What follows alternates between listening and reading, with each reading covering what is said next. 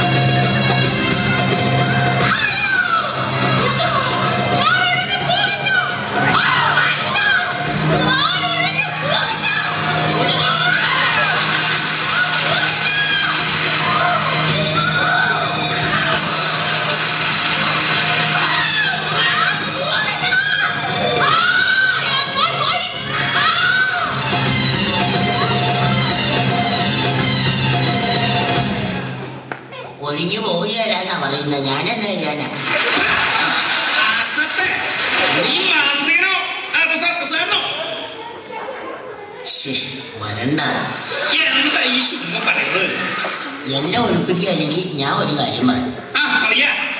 ഒഴിയാത്ത ഏത് ബാധയും ഒഴിപ്പിക്കുന്ന ഒരാളുണ്ട്. അമ്പർല മുറ്റത്ത് കുത്തിയ കത്തന. കുടമുറ്റത്ത് കുത്തിയ കത്തന.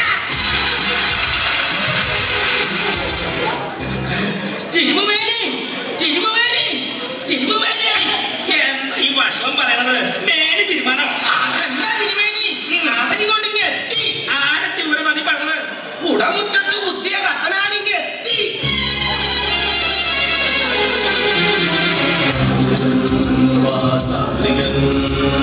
പിന്നിതൻ സകല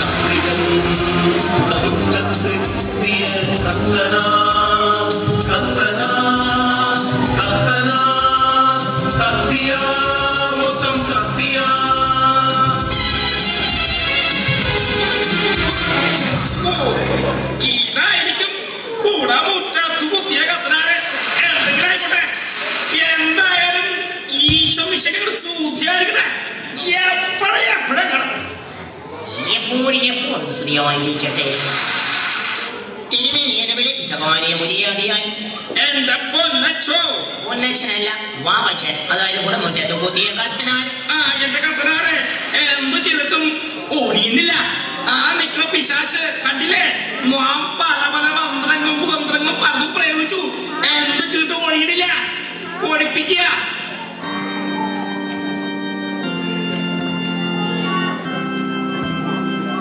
ഇത്രയേറെ മന്ത്രകുതന്ത്രങ്ങളും മർദ്ദന മുറവേറെ നടത്തിയിട്ട് മുഴിഞ്ഞു പോകാത്ത നീയാണോ? നാഗവല്ലിയാണോ? ചടുലജേക്ഷിയാണോ? മർദ്ദയാണോ? അതോ ചുറ്റിപ്പടഞ്ഞ് കിടക്കുന്ന മുല്ലവള്ളിയാണോ? ഇത്രയേറെ കാര്യങ്ങൾ നടത്തിയിട്ട് മുഴിഞ്ഞു പോകാത്ത പിന്നെ നീ ആരാണ്? ഏത് ഭൂതമാണ്? പിശാചാണ്? പറയൂ. ഇവരൊക്കെ പറയണത് ഇവള് ഭൂതോ പ്രേതോ പിശാചൊന്നല്ല. 8 മാസക്കാലമായി നമ്മുടെ വീട്ടിൽ വാടകയ്ക്ക് താമസിക്കുന്ന നാടക നടിയാണ്. ഒടിഞ്ഞു പോണില്ല. ഓടിപ്പിക്കുക.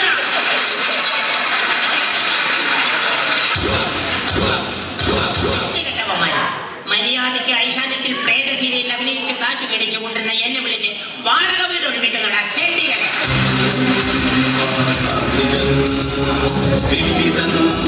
സഹയാത്രികൻ കുടമുറ്റത്ത് കുത്തിയ കത്തനാ